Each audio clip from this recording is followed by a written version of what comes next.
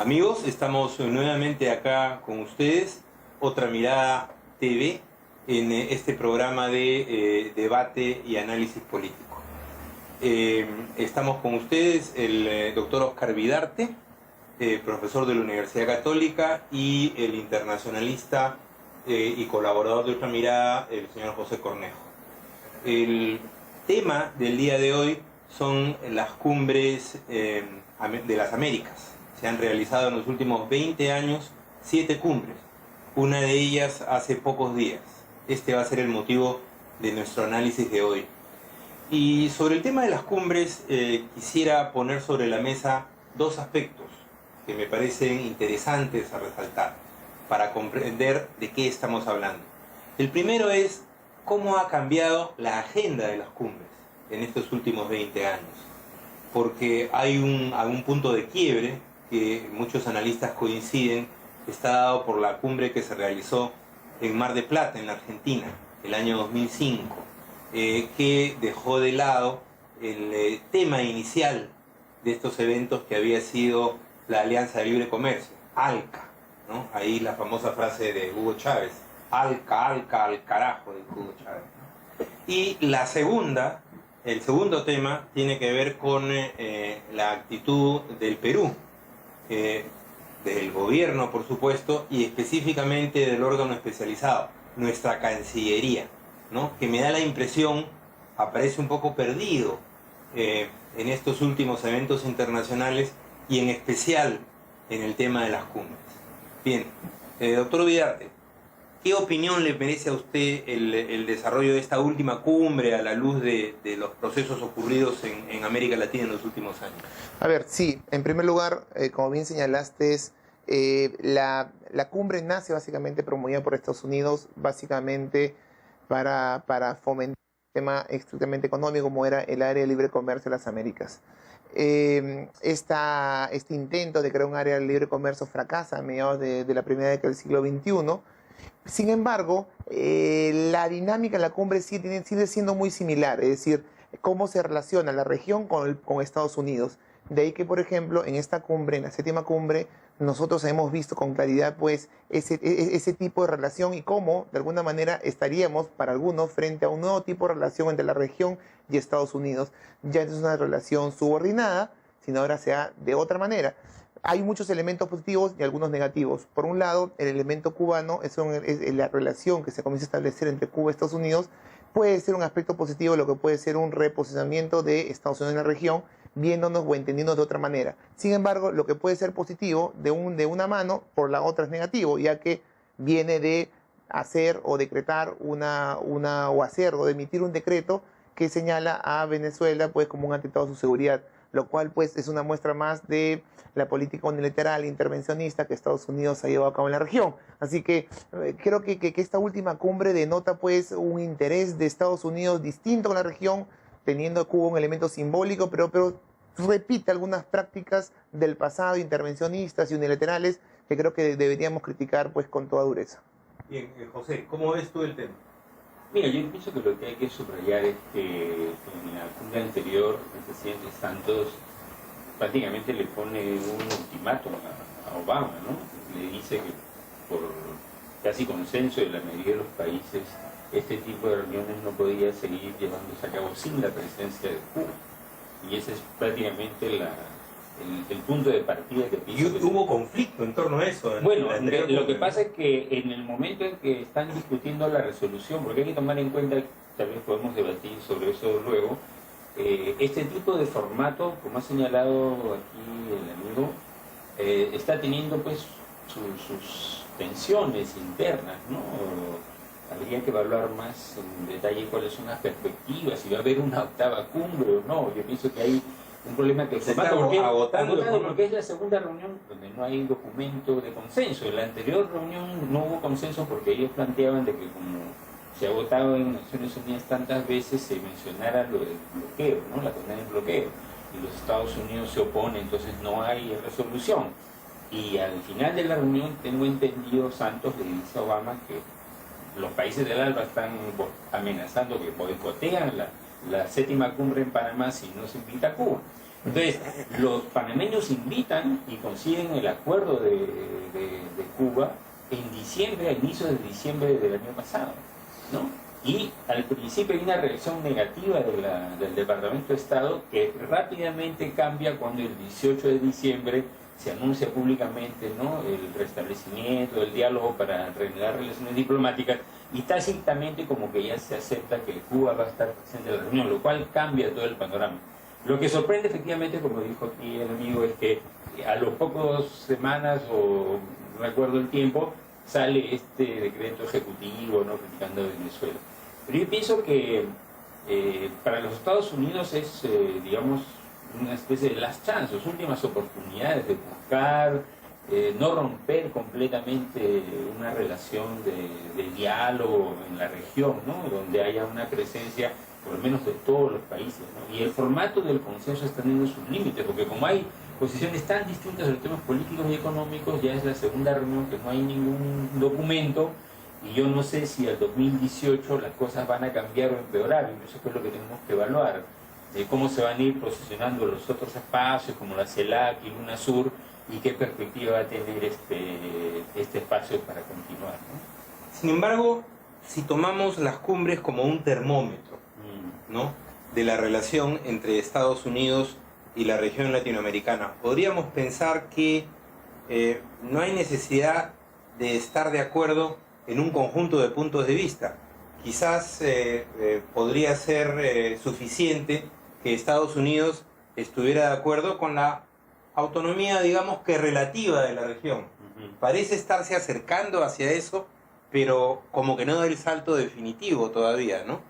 O sea, no es pues Obama el Bush de Mar del Plata, ¿no?, que puesto contra la pared, cuentan que en la discusión de presidentes dijo, pero ¿por qué se molestan tanto con el tema de ALCA? Se trata de defendernos de los chinos, ¿no? Y Néstor Kirchner se rió delante de él, ¿no? Y ya finalmente, luego de eso, se retiró, digamos, tirando la toalla. Y Obama es distinto. Obama ha tratado de entenderse con Cuba, dio un mal paso con Venezuela, pero luego le manda un consejero a conversar a Maduro. En fin, hace un approach, usando una palabra en inglés, suavizado, ¿no?, para poder llegar a la cumbre y no tener grandes conflictos. Pero, sin embargo, no llega a aceptar plenamente este tema de, bueno, ustedes son una región, pueden manejarse como crean conveniente. Quizás una última palabra sobre eso para entrar después al tema de Torre Tagle. Sí, si bien es importante resaltar que el reconocimiento de Cuba, de alguna otra manera, es un reconocimiento al mismo tiempo de una política fracasada durante 5 décadas que llevó, pues, que implicó el embargo y además, pues, una situación fuera contra el pueblo cubano, y es un elemento a resaltar que un presidente norteamericano reconozca eso. Yo la verdad es que algunas veces todo el discurso con respecto, o todo el análisis con respecto a la cumbre se ha centrado en el tema cubano y en esta relación. Y yo creo que pues, estamos desconociendo, pues, cuál es la otra política de Estados Unidos para con la región. Y es una política muy activa, dicho sea de paso. Un día antes de la cumbre se reunió con los países del CARICOM.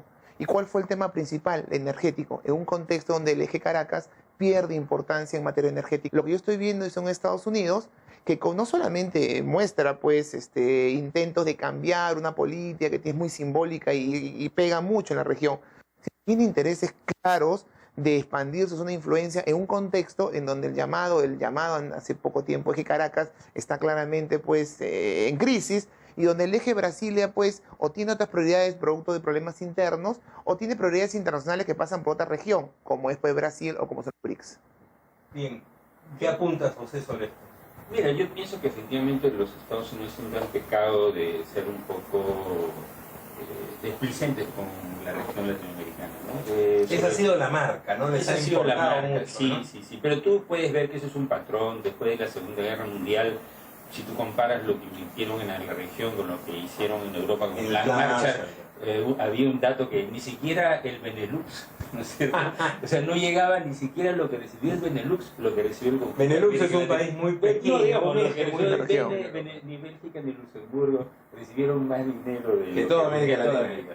Entonces, hay un patrón con muchos prejuicios, e incluso hay documentos públicos hechos por varios estudiosos de la política, de cómo se maneja la política exterior americana, con muchos prejuicios también, ¿no? Que somos incapaces de gobernarnos, que somos perezosos, ¿no? La gente que ha estudiado en Estados Unidos sabe un poco las dificultades de romper esos prejuicios.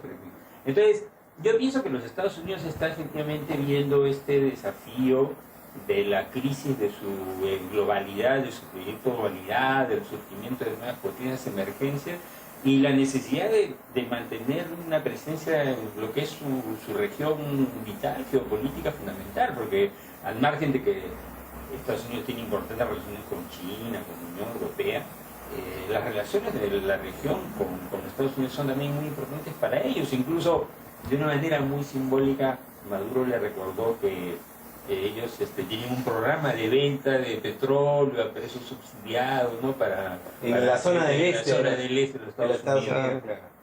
Ahora, es cierto, yo pienso que ellos están tratando de retomar iniciativa, han tratado de convencer a Dilma para que regrese, para que se concretice la visita que se ha propuesto para junio, luego un deterioro ahí de cuando la visita.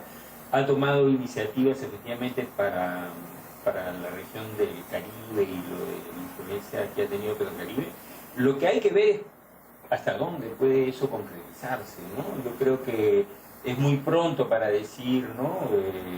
Las desconfianzas se mantienen. Yo pienso que la mayoría de los países apuestan a que paralelamente a esta búsqueda de nuevas conversaciones con los Estados Unidos, de todas maneras no se abandonen los espacios propios como el CELAC o la UNASUR, porque lo que está en juego en estos cambios globales es si nosotros como región vamos a tener una posición un poco más soberana en las negociaciones de este reacomodo mundial que está ahí viendo, ¿no? Y yo pienso que eso es un poco lo que está pendiente, ¿no? En síntesis, tenemos un proceso de cumbres cuya agenda es más latinoamericana que norteamericana.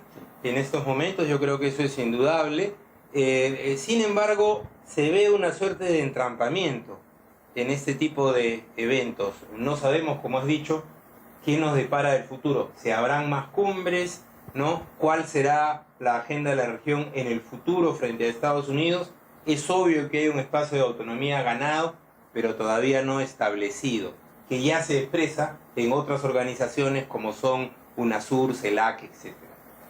Ahora bien, pasemos al Perú, al contraste que se vive entre el Perú y América Latina. El Perú con un énfasis en organizaciones más bien minoritarias como la Alianza del Pacífico, la mayor parte de la región en una dinámica distinta con UNASUR, el propio proceso de CELAC, que está apoyado por la mayor parte de los países grandes, donde está el Perú, pero parece con poco entusiasmo, y este escaso protagonismo del Perú en las últimas cumbres. ¿A qué se debe? ¿No hay sintonía de Torre Tagle con los vecinos de la región, con América Latina? ¿Quiere más una comunicación directa con Washington quizás? ¿Está apareciendo más del lado de Estados Unidos Torre Tagle que del lado de América Latina? No sé, algunos decimos que habría que regalarle una brújula a Torre Tagle. Doctor Vidarte. A ver, ciertamente en esta última cumbre los temas sudamericanos no han sido los más importantes, lo cual obviamente ha opacado la participación de en general todos los países sudamericanos, a excepción de Brasil, salvo algunos contactos que se ha tenido, por ejemplo, el presidente de Uruguay con el presidente de Estados Unidos.